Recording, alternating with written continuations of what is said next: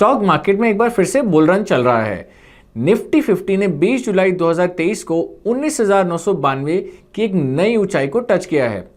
अब मार्च 2020 के क्रैश के लो से ये 140% की बढ़त है। इस टेबल को देखें, यह दिखाता है कि निफ्टी 50 ने अपने 19,000 तक की जर्नी में कब कुछ खास लेवल्स को क्रॉस किया और इन्हें अचीव करने के लिए कितना समय लगा। 19,000 के लिए निफ्टी को काफी इंतजार करना पड़ा।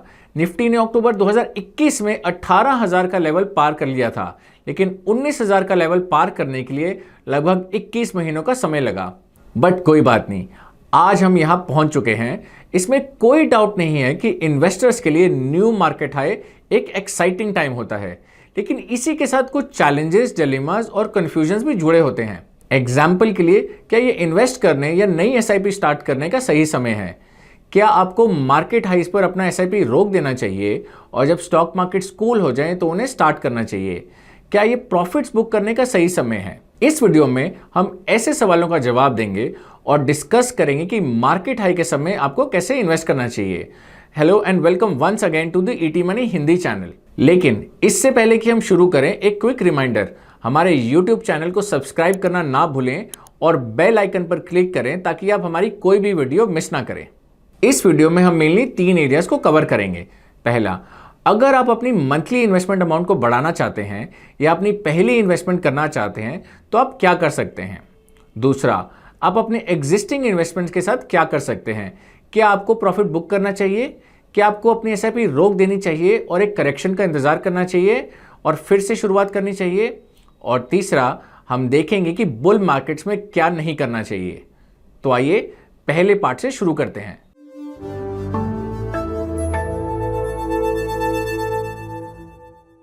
फाइनेंशियल ईयर का पहला क्वार्टर वह होता है जब हम में से ज्यादातर लोगों को बोनस और एनुअल इंक्रीमेंट मिलता है और हम अपनी मंथली इन्वेस्टमेंट्स को बढ़ाने का विचार करते हैं, और या अगर हम इन्वेस्ट नहीं करते हैं तो अब अपनी पहली इन्वेस्टमेंट शुरू करते हैं। अब मार्केट के ऑल टाइम हाई पर रहने से डाउट भी पैदा हो सकता है। ये इन्वेस्टमेंट्स इंक्रीज करने या नया इन्वेस्टमेंट करने का सबसे अच्छा समय भी नहीं लग सकता। कहीं इस ऊंचाई से मार्केट फिर गिर ना जाए, यह सोचकर इन्वेस्ट करने से भी डर लगता है। ये लेजिटिमेट कंसर्न्स हैं और ऐसा महसूस करना नेचुरल है। तो क्या आपको एक करेक्शन का इंतजार करना चाहिए? आइए इस सवाल का जवाब खोजने के लिए 2003 से निफ्टी 50 के परफॉर्मेंस पर नजर डालें। इस चार्ट में आप देख सकते हैं कि इस पीरियड में निफ्टी 50 ने कितनी ऊंचाई टच की है। तो स्टॉक मार्केट का हाई टच करना कोई यूनिक अकरेंस नहीं है। कई बार ऐसी मार्केट्स हाई आई हैं और मार्केट उन हाई से लगातार ऊपर उठता रहा है। सिंपल सी बात है, केवल इसीलिए stock market all time high पर पहुंच गया है इसका मतलब यह नहीं है कि यह और ऊपर नहीं जा सकता। अब निफ्टी 50 जैसा एक इंडेक्स कितना ऊपर जाएगा, यह उन शेयरों की परफॉर्मेंस पर डिपेंड करता है जो इंडेक्स का हिस्सा है। और जब इकोनॉमिक कंडीशंस फेवरेबल होती हैं, कंपनीज का प्रॉफिट बढ़ रहा होता है और दूसरे फंड्स पर कोई क्राइसिस नहीं होता, तो स्टॉक मार्केट बढ़ता ही है। इसलिए अगर आप मानते हैं कि इंडियन इकोनॉमी अच्छा करती रहेगी और कंपनीज फ्यूचर में भी पैसा कमाएंगी, तो आपको यह मानना होगा कि ऐसी पॉसिबिलिटी है कि मार्केट्स भी ऊपर की ओर ही बढ़ेंगी। बेशक ये कोई एक स्मूथ स्ट्रेट रोड नहीं होगी। इससे पहले भी उतार चढ़ाव आए हैं और फ्यूचर में भी ऐसे उतार चढ़ाव आते ही रहेंगे। यहाँ तक कि करंट सिनेरियो में भी कुछ चैलेंजेस हैं। एग्जाम्पल के लिए, दुनिया में कई हिस्सों में इन्फ्लेशन अभी भी काफ़ी हाई है। रशिया यूक्रेन वॉर अभी भी जारी है। इंडिया और अमेरिका में 2024 में चुनाव होने वाले हैं। लेकिन अगर आप लॉन्ग रन के लिए इन्वेस्ट कर रहे हैं तो आपको घबराने की जरूरत नहीं है, आप अच्छा ही परफॉर्म करेंगे। अब मैं समझता हूं कि आपने इसे कई बार सुना होगा। बहुत से लोग कहते हैं कि लॉन्ग टर्म के लिए इन्वेस्ट करें, लेकिन अगर आप इस चैनल को सब्सक्राइब करते हैं तो आपको पता होगा कि हम अपनी बात समझाने के लिए हमेशा डेटा यूज करते हैं। तो हम लॉन्ग टर्म के लिए इन्वेस्ट करने की बात क्यों कहते हैं और आपको इससे क्या लाभ होगा? अब अगर आप निफ्टी 50 का डेली, वीकली या मंथली डेटा देखें तो ये लगभग ऐसा लगता है कि किसी ने अपने हार्ट के लिए कोई ईसीजी रिपोर्ट बनवाई हो। आपको इसमें बहुत सारे उतार और चढ़ाव देखने को मिलेंगे। दूसरी तरफ अगर आपने 5 सालों के इंटरवल पर निफ्टी 50 का मूवमेंट देखा होगा तो ऐसा लगता है जैसे मार्केट कभी गिरती ही नहीं है, वो तो ऊपर ही बढ़ती रहती है। इसे आप अपनी स्क्रीन पर देख सकते हैं। यही कारण है कि हम कहते हैं कि आपको मार्केट के ऊपर या नीचे जाने पर चिंता करने की कोई ज़रूरत नहीं है।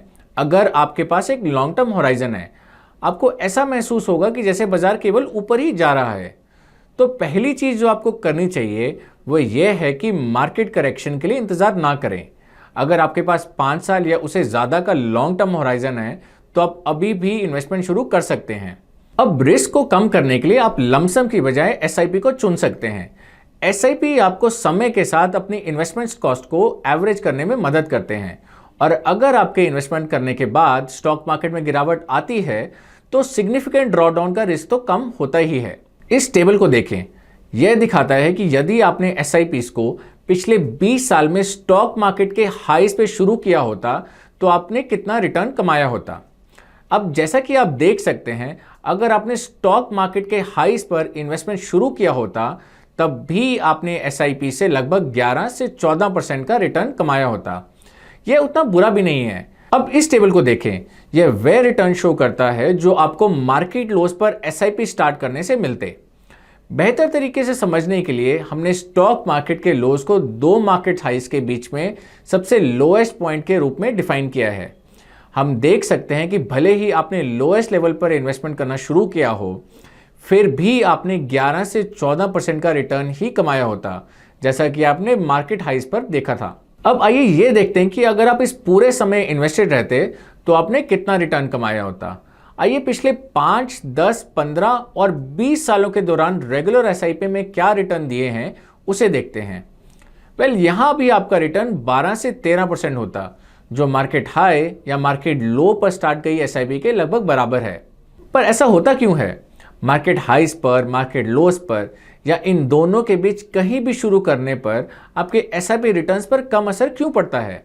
ये एसआईपी का मैजिक है, क्योंकि आप सभी मार्केट फेजेस में इन्वेस्ट करते हैं। इससे आपका कॉस्ट एवरेज आउट हो जाता है, तो एक सर्टेन मार्केट लेवल पे शुरू करने का आपके फाइनल रिटर्न्स पर बहुत कम असर पड़ता है। लेकिन इसके लिए आपको मार्केट लेवल पर ध्यान दिए बगैर इन्वेस्ट करना जारी रखना होगा और थ्रू आउट इन्वेस्टेड रहना होगा। तो अब ज़्यादा ना सोचें, अपना नया इन्वेस्टमेंट शुरू करें या अपनी पहली इन्वेस्टमेंट अभी भी स्टार्ट कर सकते हैं। आइए अब इस वीडियो के अगले सेक्शन की ओर चलते हैं।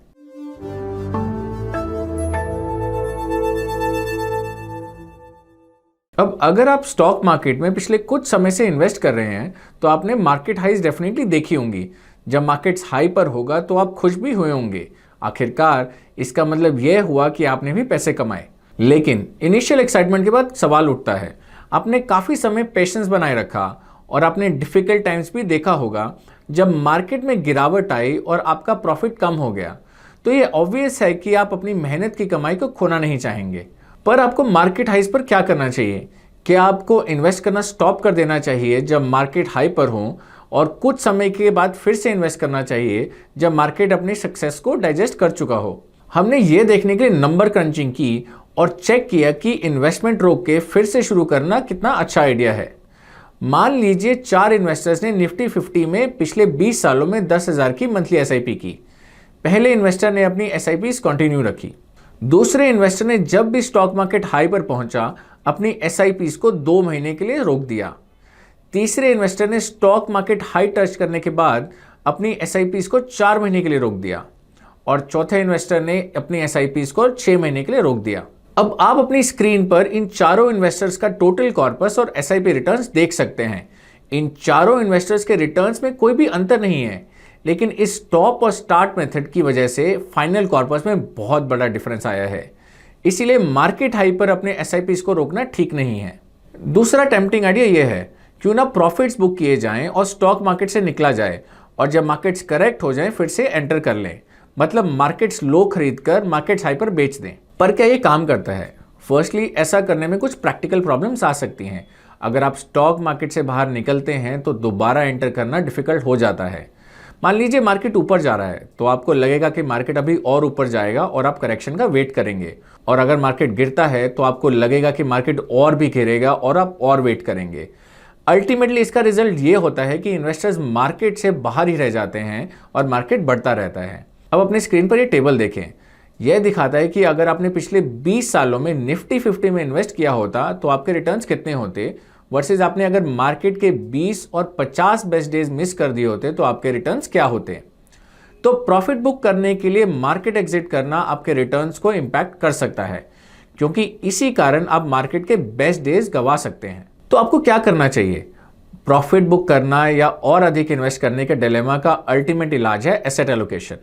नाउ मान लीजिए आपके पास इक्विटी और डेट का 70-25 एसेट एलोकेशन है। जब मार्केट हाई पर होता है तो आपका एसेट एलोकेशन इक्विटी के फेवर में झुक जाएगा। मान लीजिए 80-20 हो जाता है, तो अपने एसेट एलोकेशन रेशियो को टारगेटेड मिक्स पर वापस लाने के लिए आपको इक्विटी बेचना पड़ेगा और डेट लेना पड़ेगा। ये रीबैलेंसिंग ऑटोमेटिकली प्रॉफिट बुकिंग का ध्यान रखेगा और मार्केट गिरने पर इसका उल्टा करें। एसेट एलोकेशन और रीबैलेंसिंग इस बात का ध्यान रखते हैं कि कब किस एसेट में इन्वेस्टमेंट कम या ज्यादा करनी चाहिए। जहां तक मार्केट से बाहर निकलने का सवाल है तो ऐसा आपको सिर्फ 2 केसेस में करना चाहिए। पहला, अगर आपको पैसे की जरूरत है, या दूसरा आपकी इन्वेस्टमेंट नीड बदल गई है। आपको पैसे की जरूरत हो सकती है जब आपका गोल पूरा हो जाए या किसी टाइप की इमरजेंसी हो। आपकी जरूरत बदलती है जब, उदाहरण के लिए, आप रिटायरमेंट के करीब हों और आप अपने इक्विटी एक्सपोजर को टोन डाउन करना चाहते हो। इन 2 केसेस के अलावा आपको मार्केट से बाहर निकलने से बचना चाहिए। इससे कोई फर्क नहीं पड़ता कि मार्केट किस डायरेक्शन में जा रहा है, आपको इन्वेस्टेड रहना चाहिए। इसके अलावा अपने एसेट एलोकेशन के अकॉर्डिंग इन्वेस्ट करते रहना चाहिए। चलिए अब इस वीडियो के लास्ट सेक्शन पे आते हैं।